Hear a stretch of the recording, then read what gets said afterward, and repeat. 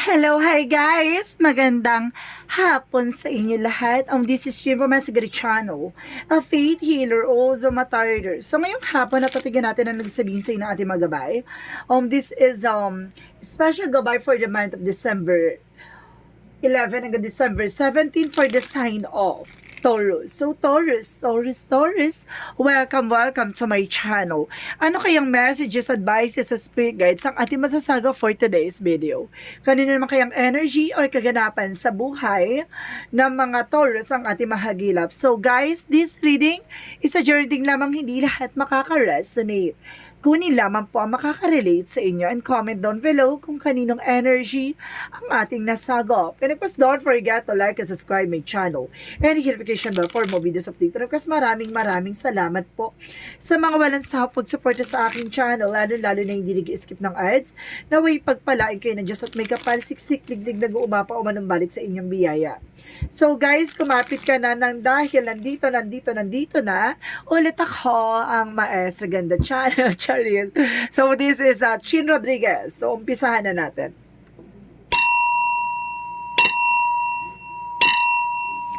Angel Spirit Messages, ito na ang magiging pasabog sa inyo ng special gabay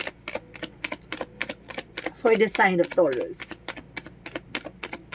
Wow, there's an Ace of Pentacles. So there's a big money coming in for you, no? Pera kaagad, unang lapag. Pasabog.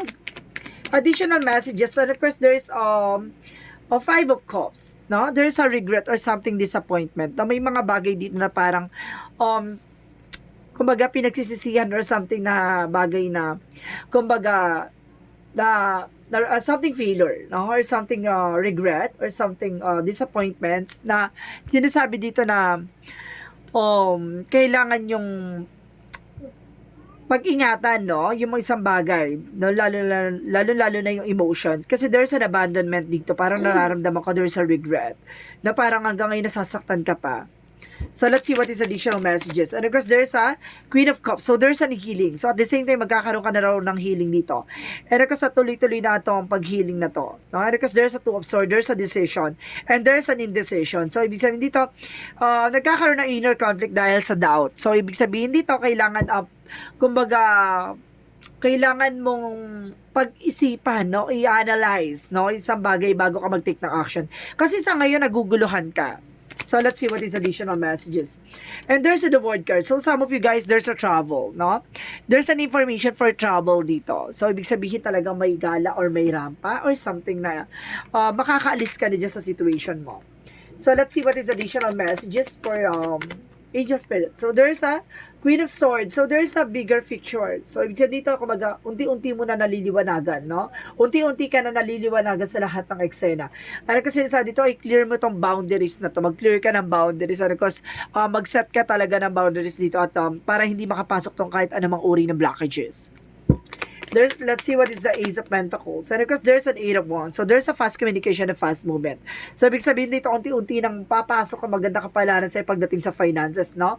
Mukhang lalakas ang iyong negosyo. There's a movement and of course, a rapid changes. At the same time, there's an excitement, no? Talaga may excite ka dito. Is a powerful opportunities coming in for you with a material offer, no? Because there is a Knight of Swords. So, there is a success driven. So, unti-unti ka na magsasucceed at the end of the time.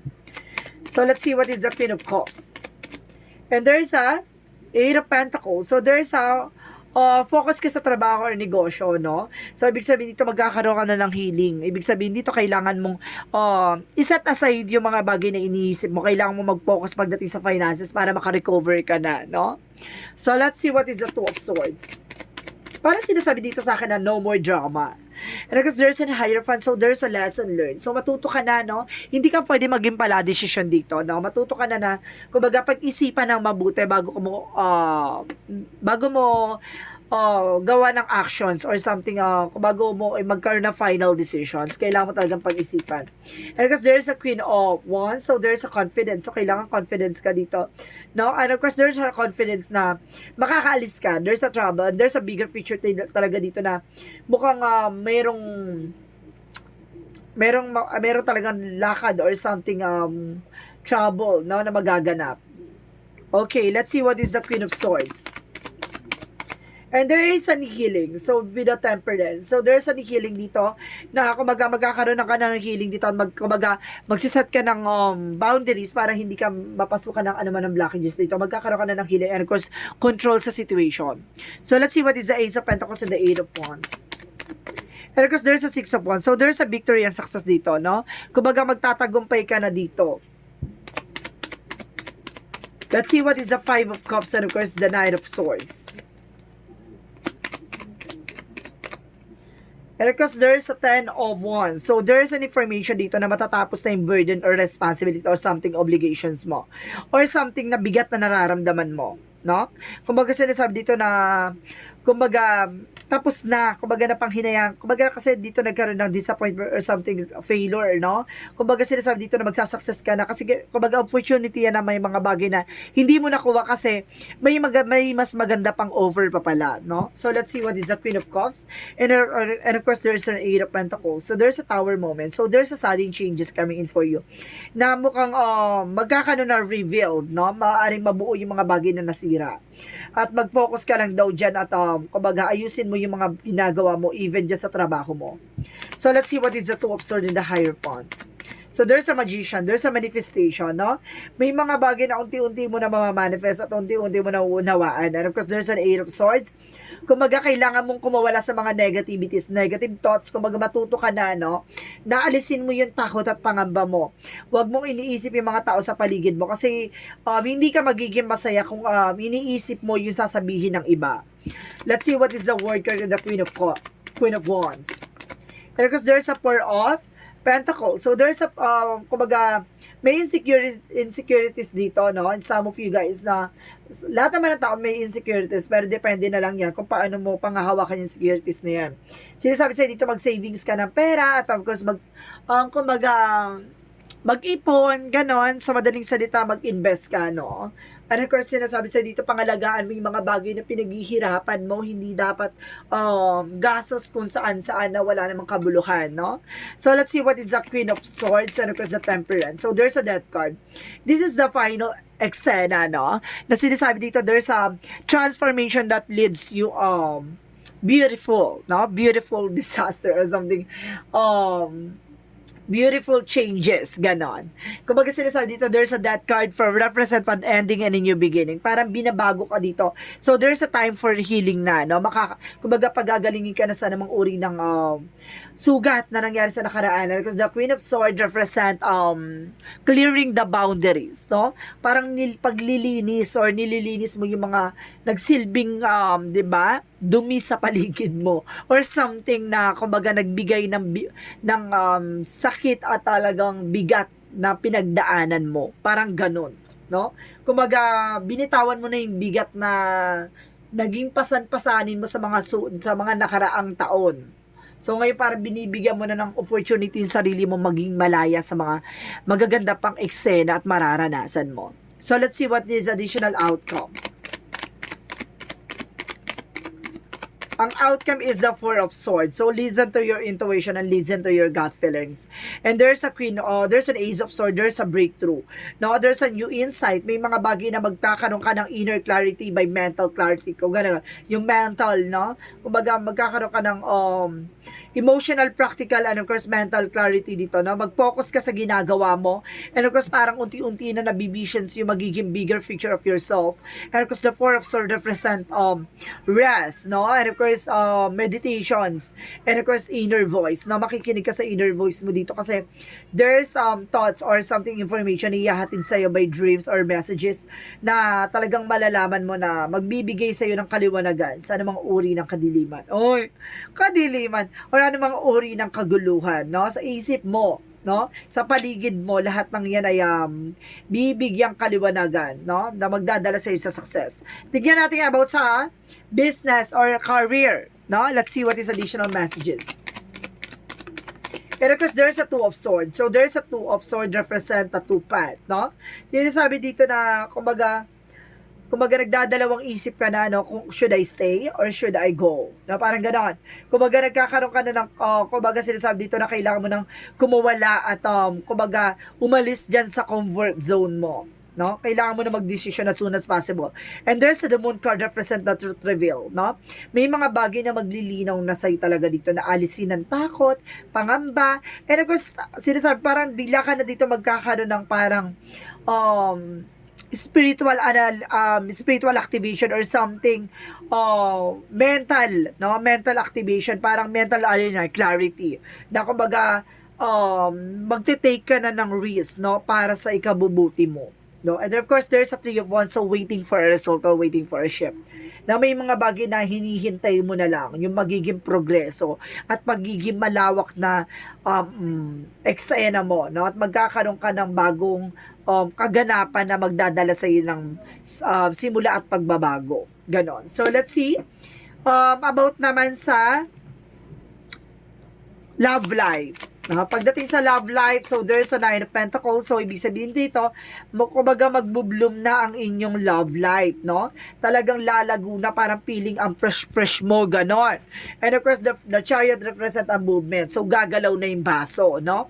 May paggalaw na ng baso dito, maaaring matagpuan mo na, at maaaring nandito na siya, no? So, let's see about naman sa health. About sa health, so there's a Page of Cups. So, listen to your intuition and listen to your gut feelings. Minsan, kumbaga, nagkakaroon dito ng illusion or something, anxieties, dahil dun sa mga iniisip mo, no? Kumbaga, iwasan mo na yung, kumbaga, mag-isip ng kung ano-ano. Yun yung, kumbaga, ano sa'yo, kumbaga, nagkakaroon ka ng head in the clouds, parang ganon. Kumbaga, lutang, iwasan mo yung pag-iisip ng kung ano-ano. So, let's see what is the magical fairy messages. What is the fairy magical messages? And there is a debt paid off, no? The old weight and the habit of debt is lifted for you in your life, no? Kumbaga, ito na yung, kumbaga, kabayaran, no? Sa lahat ng eksena. At nandito na. And there is a sun. So, some of you, anak ang lalaki, or some of you may anak ang lalaki, no?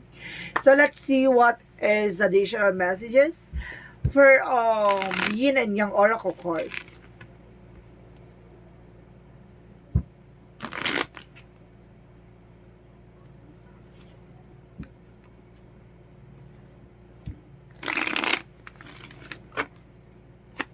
Angel Spirit Guide, please give me information. And there is an Ace of Water. So, some of you may kinalaman ka sa Pisces, Cancer, Scorpio. Yung person mo maaaring Pisces, Cancer, Scorpio, no?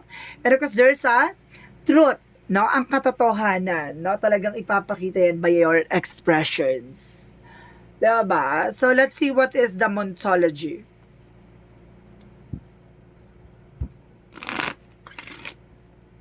Let's see what is this Moonology. Confident is your key to success. Na kailangan confident kasi ginagawa mo, 'di ba? Para magtagumpay ka. Alisin mo yung takot man. Be bold and make the first move. So, kailangan mong umpisahan at ipakita, 'di ba? Gumalaw. Ikaw ang mismong kumilos at gumalaw. So, let's see what is the chakra. Oh my God. Okay, thank you. Nalaglag yung isa. So, sinasabi din dito, guys. Wait. I get one. Okay.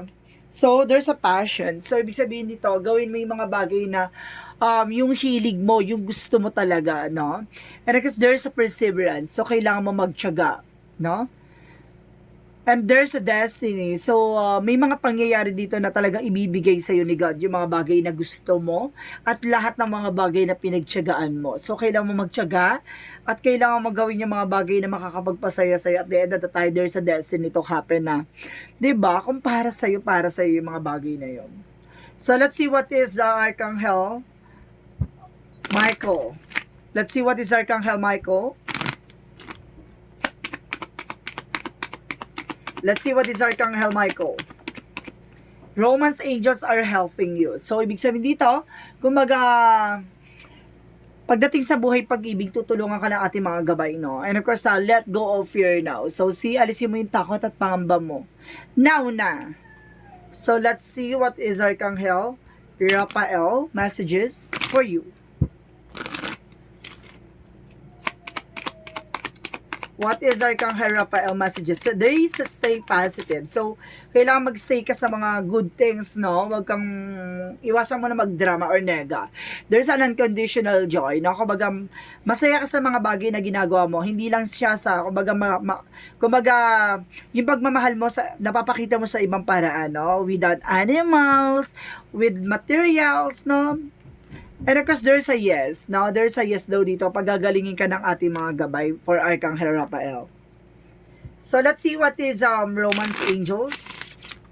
Ano naman gusto sabihin sa'yo ng Romance Angels? Let go of control issues. See? Surrender to the divine. So, may mga bagay na kailangan mong bitawan yung mga bagay na hindi mo kontrolado. Bitawan mo kasi magdadala sa'yo ng worries and of course, disappointments yan. And rejections, no? Kung masasaktan ka lang, wag mong kontrolin yung isang bagay na alam mong hindi mo pag-aari or wala kang pinangahawakan ganon. And of course, there's an adjacent possibility. So, ibig sabihin dito, may mga pinto ang magbubukas, may mga pinto ang magsasara. No, kumbaga, there's a lot of opportunities coming in for you, no? And there's a strategy, no? Gamitan mo raw ng strategiya yung mga bagay na ginagawa mo. At the same time, there's a third, first chakra, Arcangel Michael. So, this is Arcangel Michael na ginagabayan at pinoproteksyonan ka sa mga ginagawa mo at desisyon mo sa buhay, no? Kaya minsan nakakaramdam ka dito na parang may sumusuporta sa yung guardian angel na parang, 'di ba? Kumbaga there's a blessing this guys happen. Kasi parang ayaw kanya mapahama. Kaya minsan may mga bagay tayong gustong makuha natin, tapos hindi natin nakukuha kasi kumbaga hindi makakabuti sa iyo 'yon. Ibig sabihin, tapos at the end of the time malalaman mo, 'di ba? Kumbaga ano pala yun, kumbaga, blessed pala ni God yun na hindi mo nakuha kasi, kumbaga, mapapahama ka sa ganong eksena, diba? So, ibig sabihin doon na ginagabayan ka na ating Arcangel Michael. And because there's a sensitivity, no? Kailangan maging sensitive ka sa lahat ng eksena sa paligid mo. Maging aware ka, no? And there is an artist. So, ibig sabihin dito, kumbaga may mga magagandang eksena na dapat mong ipakita, no? Yung mga bagay na kaya mo mag-create ng ano man yan, like artistic or creations, no? Kumbaga, ikaw yung magbibigay kulay ng career mo or something ng buhay mo. So, let's see what is additional messages for angel spirit, guys. And of course, guys, there's a doubt, no? At yung alisin mo, yung fear and doubt, no? Kasi yung nagdadala sa'yo ng, kumbaga, rejection and of course, failure. Kasi hindi ka magtatagumpay kasi parang nagkakaroon ka na kagad ng na hindi mo kaya, na baka ganito, baka ganyan. Nagkakaroon ka ng conclusion or haka-haka na, 'di ba? Na yun yung nagpipigil sa tagumpay mo. So, kailangan mo i-surrender yan. Additional messages for angel spirit. And ako sinasabi sa'yo dito, there is a balance. So, kailangan mo maging balance, emotional and practical, no? At, iwasan mo yung pag-isip ng kung ano-ano. So, let's see what is additional messages for angel spirit.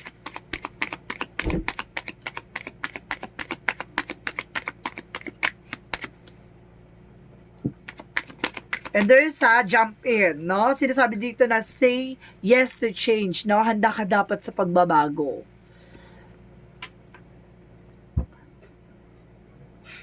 Kasi karamihan kasi dyan sa Taurus kung gusto, no? Laban na laban. Kahit hindi pwede, laban.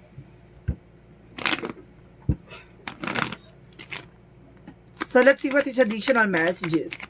Ano kasi sinasabi dito, there's a balance sa inyo. Kailangan mo maging balance. At the same time, there's a teacher guardian, no? May gumagabay sa'yo, kailangan pakikinggan mo, hindi yung diba? Matigas yung bungo. Ganon, hindi dapat ganon. So, let's see what is the Jesus loving quotes.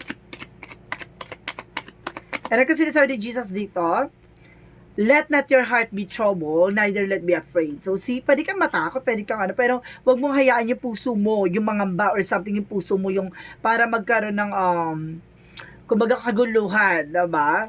Yan yung gagamitin mo yung puso mo sa pagdidesisyon. So, there's an angel's number, guys. Angel's answer, sorry. Mag-isip ka na magiging question mo regarding sa kung ano man ang tanong mo sa buhay mo or hanap mo sa buhay mo. So, mag-isip ka na, guys.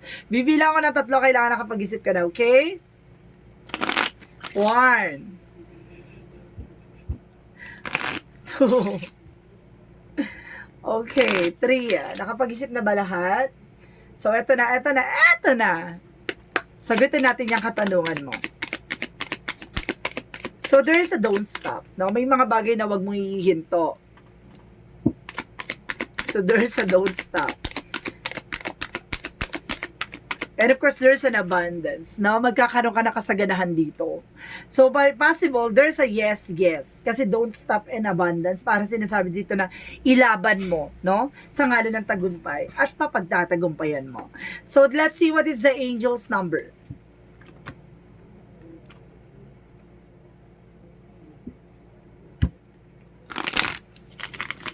There is an angel's number. Give me an information. And because there's a 27, I am expressive. So, sinasabi dito, your mind is wide. Open, you are tolerance towards all ways of life.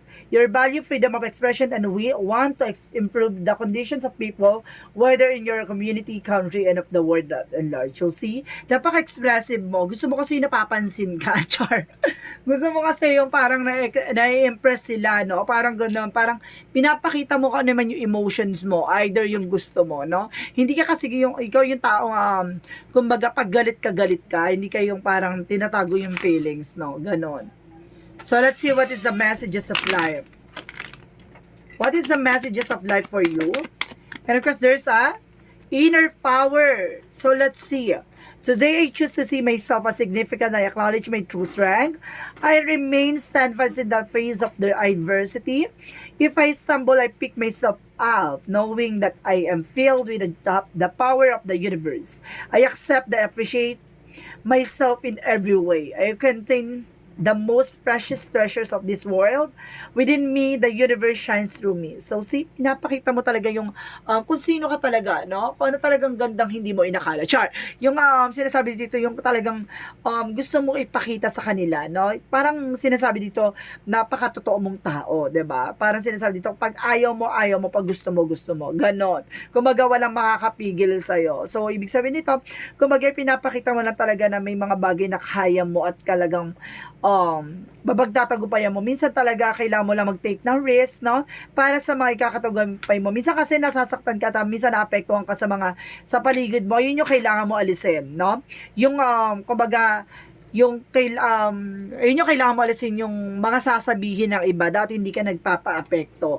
Kasi diyan ka hindi mapagiging matagumpay sa buhay mo. Dapat hindi ka nakakaramdam ng something hurt or something pain sa mga tao sa paligid mo. Kahit ano sabihin nila, dapat hindi ka naapektuhan. Dapat go lang. Basta alam mo sa sarili mo, wala kang tinatapakan tao, bagkos nagiging masaya ka sa ginagawa mo. So, this is the special goodbye for the month of December 11 hanggang December 17 for the sign of Taurus. So, Taurus, maraming salamat for your wonderful reading. So, once again, this is Chin Rodriguez from my Asagada channel, a faith healer, also mata reader.